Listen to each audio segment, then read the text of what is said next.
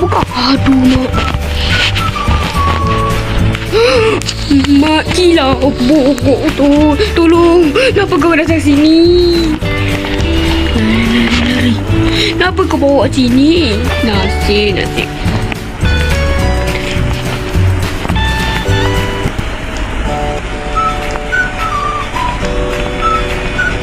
Asal banyak sebarang sih. Alamak, Papa Adik. Alamak.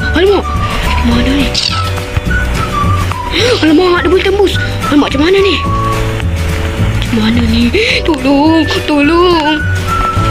Tolong. Ampunkan saya, Bapa. Ampunkan saya, Bapa. Mantap, Bapa. Kenapa ni? Kenapa? Aku tengah cari. Bateri ni tak mana? Ya, asal kau bawa sini. Tak ada orang kan? Kita masuk ke sini. Oh, dapat palu. Tak lagi. Okay, dapat palu ni untuk apa ni? Tidak. Tak ada.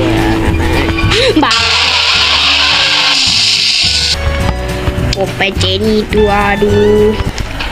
Zubaidah betul lah dia ni. Tak apalah, kita tidak perlu mencarut dengan kata-kata BABI dengan BODOH. Kita kena bertaubat. Ini bulan puasa. Sabar dulu. Okey. Zubaidah ni. Sabar. Hantu dulu lah. Oh, hitam. Kenapa kau tak tolong aku? Hitam tu nak makan apple je kerja. Kita nak gemuk.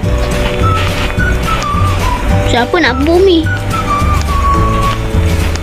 Biasa ni. Ajarlah buntu. Hantu kan boleh tu kan?